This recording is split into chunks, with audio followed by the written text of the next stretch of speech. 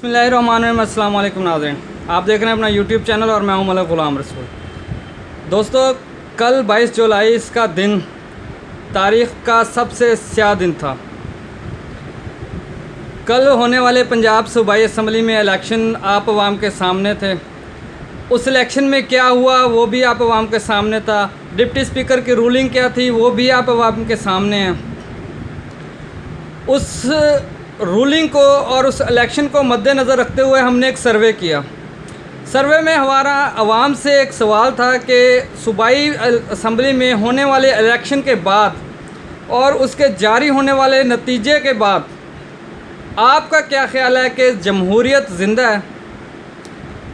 576 लोगों ने उस सर्वे में हिस्सा लिया और 97% लोगों ने कहा कि जी नहीं, जमहूरियत ज़िंदा नहीं है।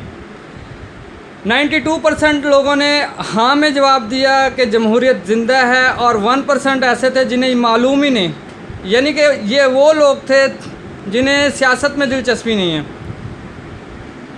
कल के होने वाले तमाम मामलात के बाद पीटीआई ने सुप्रीम कोर्ट रजिस्ट्री लाहौर में पटिशन दायर कर दी, लेकिन सारे वाक़े के बाद पीटीआई रहनुमा और सीनियर कानूनदान डॉक्टर बाबर अवान ने एक चौंका देने वाला जो है ना वो इंकशाफ किया। वो इंकशाफ क्या है? वो इंकशाफ ये है कि बाबर अवान के मुताबिक, और बाबर अवान ने कहा कि परवेज़ इलाही साहब ने इस बात को कन्फर्म किया है कि नून लीग के 7 अरकान सूबाई असम्बली मौजूद ही नहीं थे असम्बली में। तो उन्होंने जो है बहुत बड़ा सवाल डिप्टी स्पीकर की जो काउंटिंग पे उठाया है कि उन्होंने गिनती कैसे की वोटिंग की, जबकि 7 जो है सूबाई असम्बली के अरकान जो नून लीग के साथ हैं वो तो असम्बली में मौजूद ही नहीं थे। जबकि दूसरी तरफ डिप्टी स्पीकर ने 10 काफ लीग के 10 वोट मुस्तरद कर दिए। पहले इन्हें मिले थे 186 वोट। पाकिस्तान तहरीक इंसाफ और काफ लीग के जो मुश्तरका उम्मीदवार थे परवेज़ इलाही साहब, इन्हें 186 वोट मिले थे और मुस्लिम लीग नून के उम्मीदवार को हमज़ा शहबाज को 179 वोट मिले थे, 179। लेकिन परवेज़ इलाही साहब की जो काउंटिंग थी उसमें डिप्टी स्पीकर ने शुजात हुसैन साहब के लेटर को बुनियाद बना के 10 वोट उनके जो रिजेक्ट कर दिए, जिसके बाद पाकिस्तान तहरीक इंसाफ के 176 वोट रहे और नून लीग के 179 वोट रहे, जिसके बाद उन्होंने हमज़ा शहबाज को जो वज़ीर आला पंजाब मुकर्रर कर दिया। लेकिन बाबर अवान ने जो आज सुबह सुबह उन्होंने एक इंकशाफ किया है कि असम्बली में नून लीग के 7 अरकान मौजूद नहीं थे, तो डिप्टी स्पीकर ने काउंटिंग कैसे करवाई और वो रूलिंग कैसे दी।